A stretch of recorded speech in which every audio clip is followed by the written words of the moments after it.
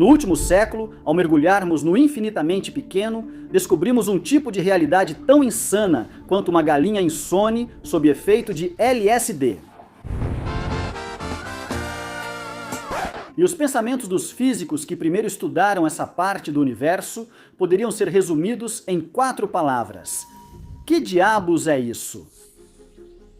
É preciso dizer que o coquetel explosivo de eventos cada vez mais contra-intuitivos que encontramos ali é de enlouquecer qualquer um. Veja por si mesmo.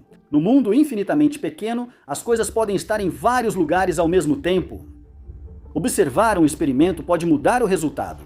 As noções de posição, objeto e tempo se despedaçam ali. E mesmo que a chamada física quântica, desenvolvida por pesquisadores que passaram a vida estudando essas regras e leis, seja capaz de descrever e prever o comportamento da matéria no infinitamente pequeno com uma precisão impressionante. No fundo, para ser sincero, ninguém entende nada disso. Enfim, ninguém sabe exatamente o que essas descobertas nos dizem sobre a natureza, sobre a realidade. E diante dessa constatação um pouco frustrante, alguns dos maiores gênios da nossa espécie começaram a elaborar possíveis interpretações desses experimentos malucos. Prefiro avisar vocês de cara.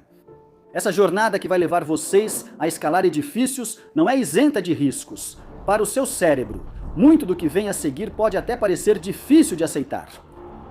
Porque nós vamos visitar paisagens cada vez mais loucas e desconcertantes. Ou às vezes, abrir uma simples caixa já é suficiente para desencadear um novo universo. Mas o que eu posso te prometer é que, como parceiros de escalada, a gente vai cair e se levantar juntos. E que, ao chegarmos ao topo dessa viagem alucinante, a vista será tão grandiosa quanto vertiginosa.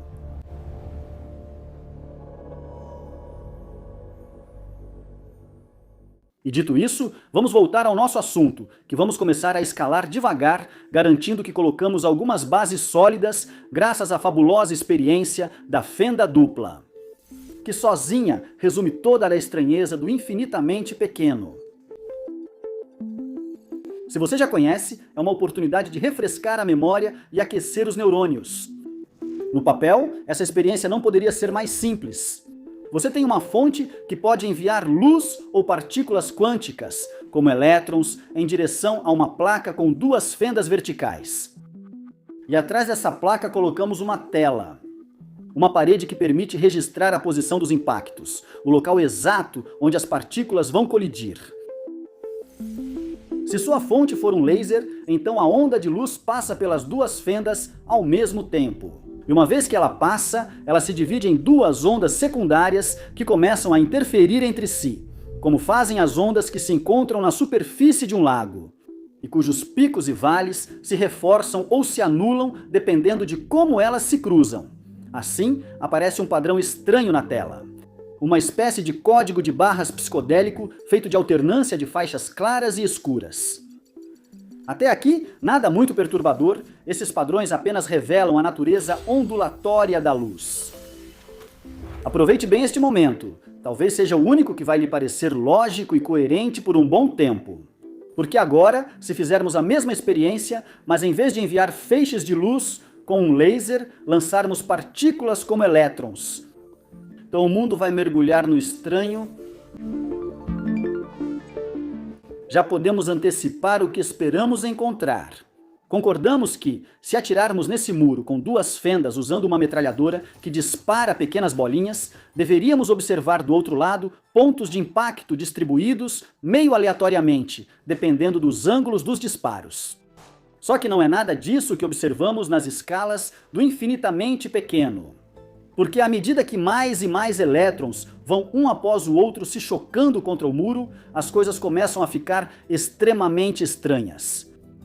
Pois seus impactos vão desenhar progressivamente o mesmo padrão de interferência que obtemos com a luz, mesmo tendo enviado uma após a outra partículas que são realmente materiais, que têm massa. O que significa que cada elétron, durante todo o trajeto, se comportou como uma onda que passou pelas 2 fendas ao mesmo tempo. Se dividiu para interferir consigo mesma durante o trajeto e, ao impactar a parede, se transformou em partículas.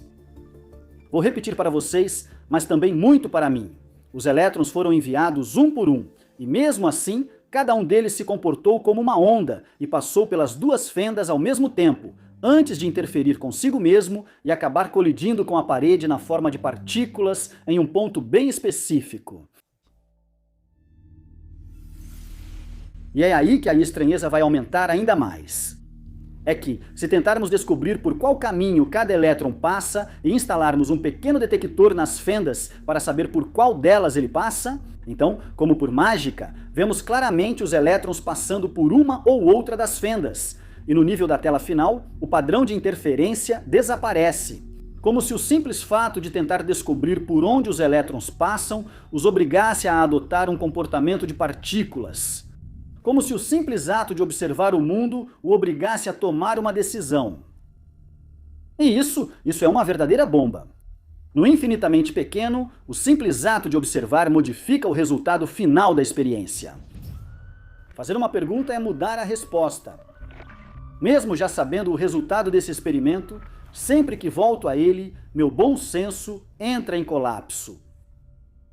E aí, imagino que, assim como eu, você não consegue evitar de se perguntar por qual fenda o elétron passa, afinal.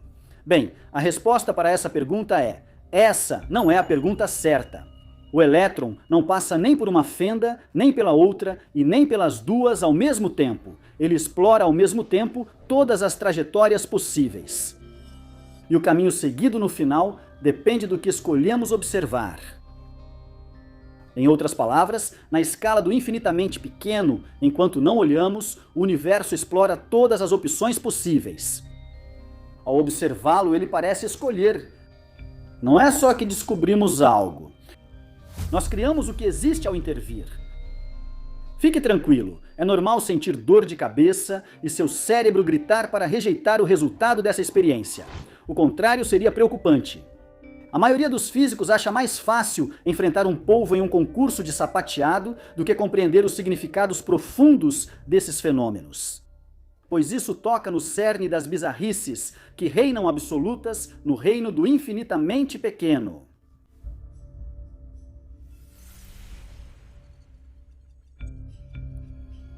No mundo macroscópico em que vivemos, os objetos só podem seguir um caminho de cada vez. Em escalas quânticas, tudo é diferente.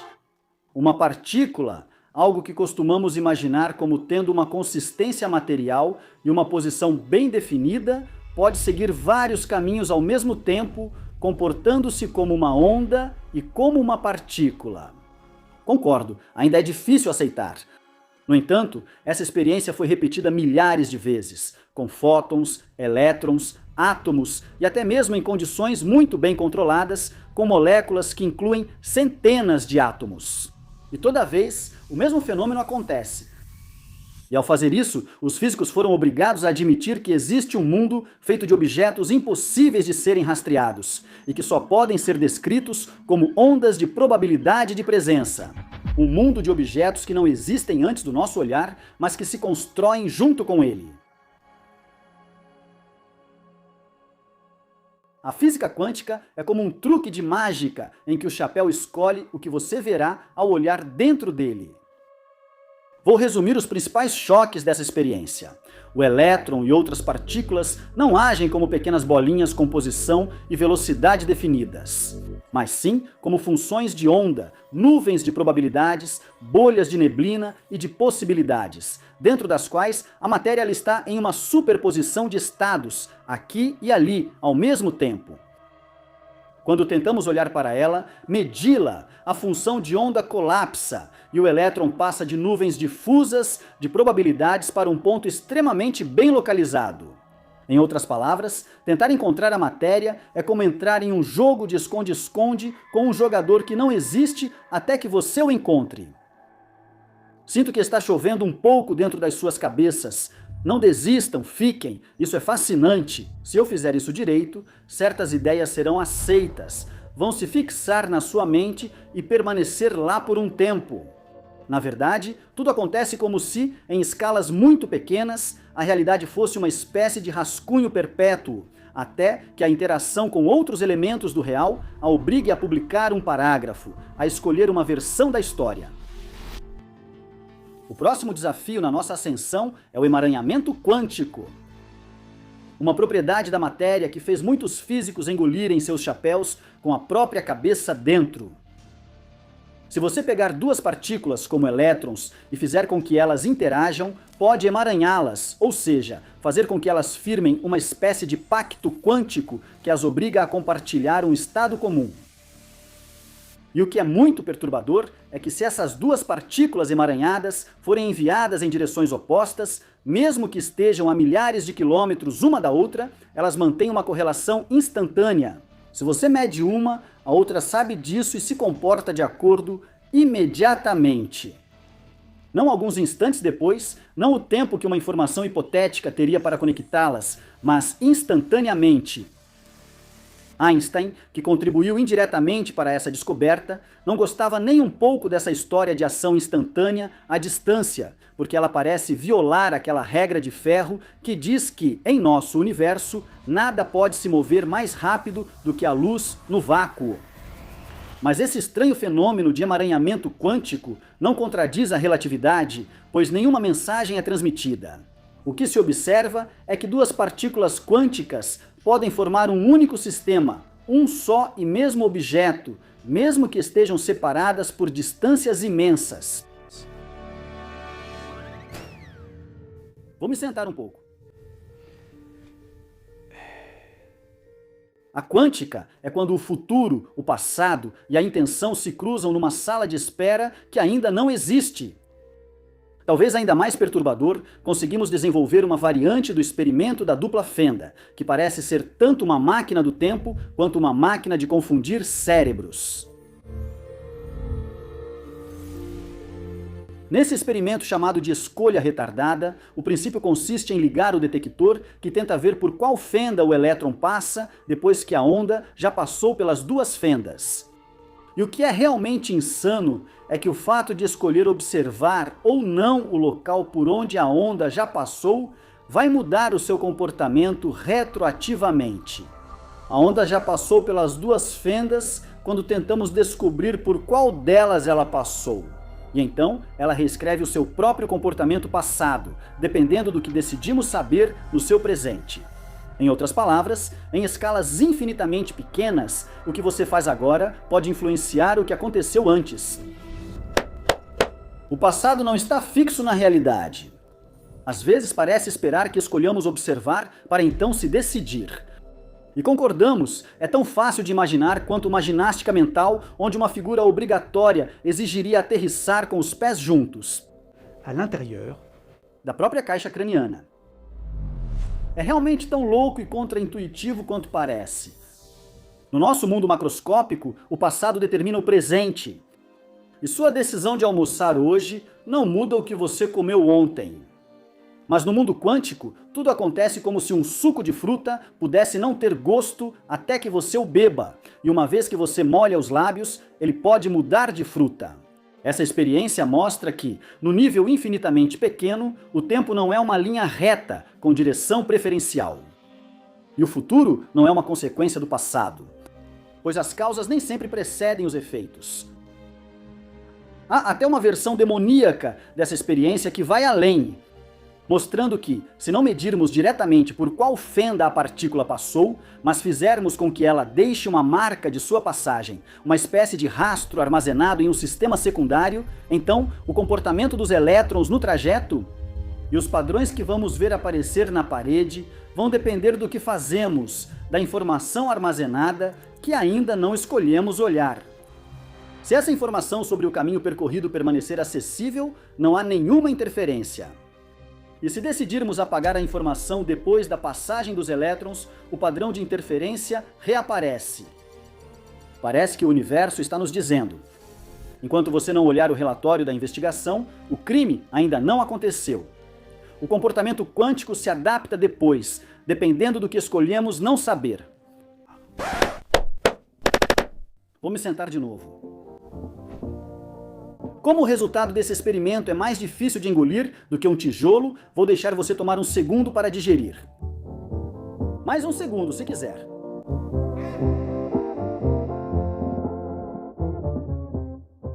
A ciência não destrói a magia, ela a revela.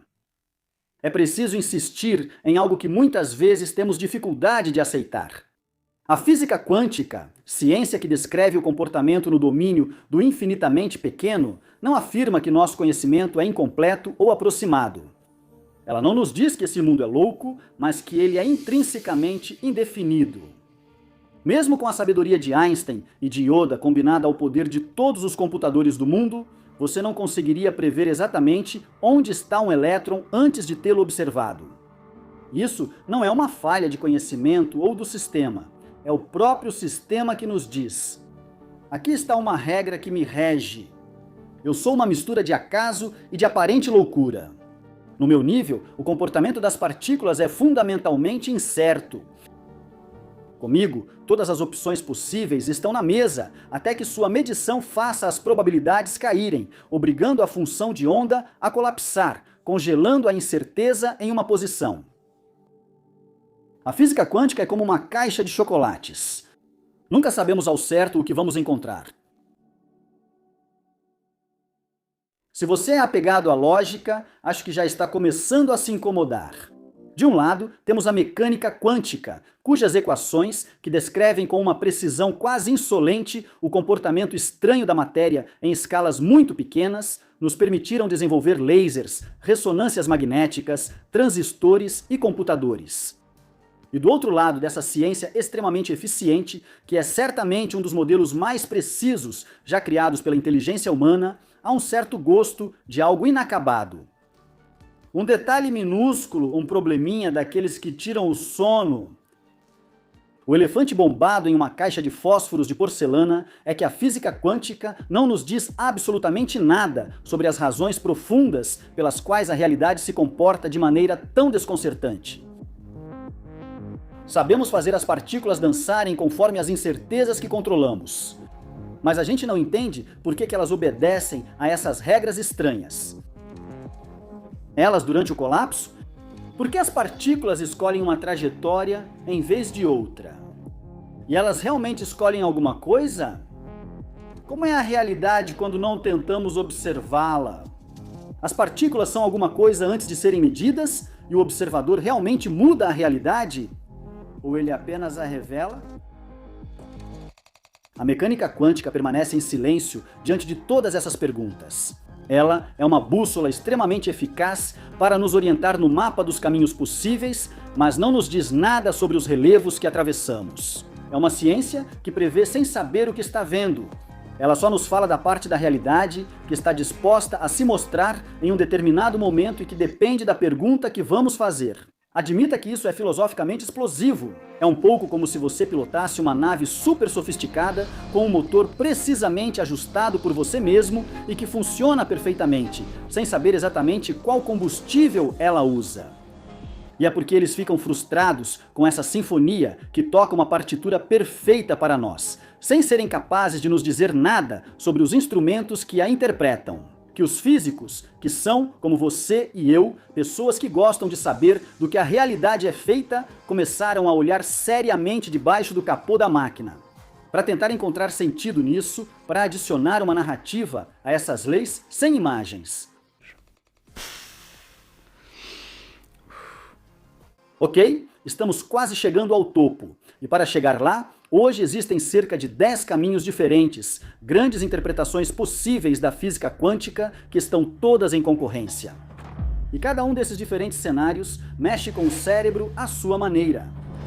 Não vou detalhar todos. Alguns são muito técnicos. Vou mostrar os mais discutidos e que acho que conseguimos imaginar.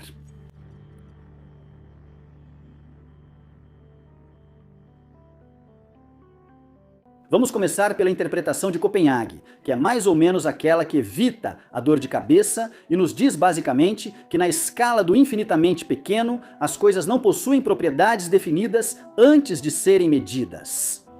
E é assim mesmo. Temos que nos acostumar com isso. Enquanto nada é medido, o mundo é indefinido, cheio de sobreposições, probabilidades e estados paralelos. E então, quando o observamos, uma realidade é escolhida. Uma indecisão se transforma em um resultado claro. Siga em frente, você dormirá melhor, pois a barreira conceitual entre o mundo quântico e o clássico é intransponível. Essa interpretação poderia ser resumida assim: não faça perguntas, faça os cálculos, funciona, isso já é incrível. Alguns veem pragmatismo silencioso nisso, outros recusam aceitar obstáculos. O que ocorre com a realidade sem ser observada? Nada. O que as entidades quânticas, como os elétrons, fazem entre duas medições, isso é um mistério. É uma ausência de perguntas. O real talvez não seja o pano de fundo permanente do mundo, mas um evento entre dois silêncios. O que acontece quando uma interação o faz aparecer. A interpretação de Copenhague é aquela que aceita ler um bom romance policial, que em nenhum momento vai te revelar o culpado. Só que para muitos pesquisadores, isso não basta. Conseguir dormir não é o essencial. É frustrante essa interpretação que nos diz que, entre duas medições, a realidade fica suspensa em um estado indeterminado, onde todas as possibilidades existem em potencial. Até que a gente observe, como propôs Schrödinger em 1935, um experimento mental que matou uma quantidade assustadora de gatos e fez os neurônios de várias gerações de físicos fritarem, mostrando o quanto tudo isso se torna absolutamente absurdo quando levamos a lógica até o fim. O experimento mental do gato de Schrödinger consiste em imaginar um gato trancado em uma caixa, isolado de qualquer interferência com o mundo exterior. E dentro dela há um dispositivo contendo uma partícula quântica, que a cada 10 minutos tem uma chance em duas de mudar de estado e de acionar um mecanismo que faz um martelo cair sobre um frasco de veneno, matando o gato quase instantaneamente. Agora, se fecharmos essa caixa, Schrödinger nos diz que, se seguirmos à risca as regras, enquanto não a reabrirmos, a função de onda da partícula isolada não entrou em colapso e ela permanece sobreposta entre dois estados. E o mecanismo foi acionado e, ao mesmo tempo, continua inativo. O martelo caiu e ainda está pendurado ao mesmo tempo, o veneno foi liberado e ainda está no frasco, e o gato vivo está morto ao mesmo tempo. Não é que a gente não saiba, ele está literalmente vivo e morto ao mesmo tempo. O que Schrödinger queria mostrar com seu experimento mental é que se você aceita que uma partícula pode ter dois estados, então, por consequência, é preciso aceitar que um ser vivo, como um gato, também pode estar em dois estados. O que, convenhamos, é bastante perturbador. Uma maneira de resolver esse paradoxo é imaginar que as duas possibilidades se realizaram separadamente, cada uma em seu próprio universo diferente. Em um desses universos, a caixa foi aberta e o gato foi encontrado vivo, e no outro, ele foi encontrado morto. Os dois destinos possíveis existem de fato, mas em duas realidades diferentes. Essa interpretação, chamada de muitos mundos, foi proposta pelo físico Hugh Everett, que por uma letra quase era um Everest. Sugere que, ao ocorrer um evento quântico com vários resultados, todas as possibilidades acontecem e o universo se divide em múltiplas variantes. Como se o mundo fosse um romance de ramificações infinitas, e a leitura dele decidisse quais capítulos se tornam reais no universo do qual fazemos parte. E o acaso aparente que observamos no mundo quântico é apenas o reflexo da nossa posição em um multiverso ramificado. De acordo com essa interpretação desconcertante, as funções de onda nunca colapsam de verdade. Elas se dividem em tantos ramos quanto possibilidades existem, e nesses ramos, os outros cenários além daqueles que experimentamos realmente acontecem. Todas as alternativas possíveis àquelas que existem aqui realmente acontecem. Mas em universos distintos, em diferentes ramos desse multiverso desenfreado, que são tão reais quanto o nosso, mas inacessíveis. Se essa hipótese vertiginosa te deixa um pouco desconfortável, você pode se tranquilizar lembrando que, se essa interpretação estiver correta, então existe uma versão de você que nunca se envolveu nesse vídeo ou se desconectou antes desse momento e que vai dormir esta noite com um olho a mais. Agora vamos deixar os multiversos de lado e tentar salvar nosso sono mergulhando na interpretação de Broglie-Bohm. que é muito mais fácil de digerir, já que não supõe a existência de outros universos além do nosso.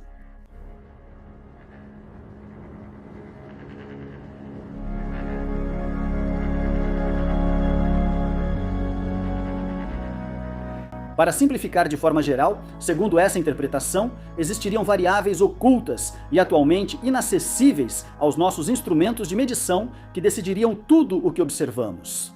Aqui, as partículas realmente existem e possuem trajetórias claras e precisas que lhes são impostas por uma onda piloto invisível que guiaria seus movimentos e conectaria instantaneamente, independentemente da distância que as separa, todos os elementos do universo entre si.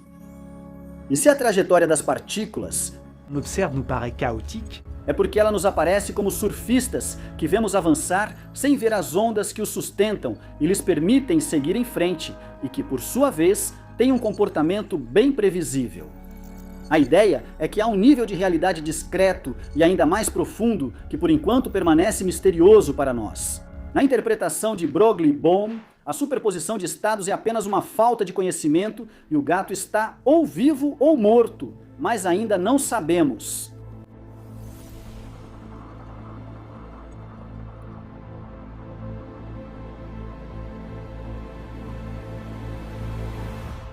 Por fim, existe a interpretação relacional que nos diz que o real não é uma coisa ou um lugar, mas sim um processo, uma relação.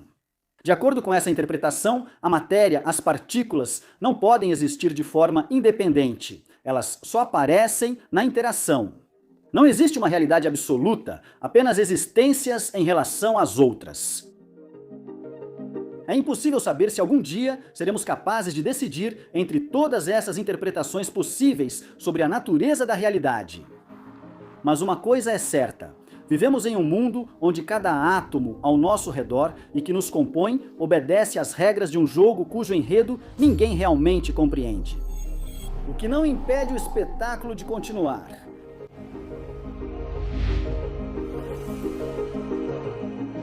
Chegamos ao topo e a vertigem pode ser sentida de todos os lados. Qualquer que seja a interpretação que você prefira, você está diante de uma paisagem sublime e nebulosa, criada por uma realidade maluca que superou nossa imaginação sempre um passo à frente. E é aí que o verdadeiro deslumbramento começa. O de perceber que o universo talvez seja, em sua essência, tão radicalmente estranho que permanecerá para sempre inacessível aos nossos cérebros modestos, que evoluíram apenas para serem eficientes na arte de não morrer e se reproduzir. E não para captar as sutilezas de uma matéria cujo comportamento desafia a compreensão. E que o físico Arthur Eddington resumiu magnificamente nesta citação. Não se pode tecer concepções familiares em torno do elétron, algo desconhecido feito de não se sabe o quê. Essa teoria não parece particularmente esclarecedora. Li algo assim em outro lugar. Os torvos lubricosos giravam e girocavam no gramalval. Matematicamente robusta, experimentalmente inatacável e filosoficamente indescritível, a mecânica quântica nos lembra que o universo não está aqui para ser inteligível. Descobrir algo extremamente bizarro é um pesadelo para espíritos cartesianos. Mas também é magnífico imaginar que a matéria não é algo fixo e que, às vezes, a realidade é complicada demais para ser representada. Nesse sentido, aceitar renunciar a uma imagem clara do mundo não é uma confissão de ignorância, mas o reconhecimento de que a própria estrutura da realidade talvez seja, potencialmente, inacessível aos nossos sentidos. Para continuar elevando o olhar e apreciar essas paisagens em seu verdadeiro valor, seria preciso saber falar a língua de seus habitantes. A matemática, cuja abstração talvez seja o único meio de acessar esses fenômenos tão distantes dos nossos sentidos. Mas não tendo à disposição outra arma além das palavras, que há muito tempo já se chocaram contra a imensa estranheza dessas pequenas coisas que ousamos enfrentar juntos, je vais m'arrêter à ce niveau. E simplesmente contemplar a paisagem na sua companhia.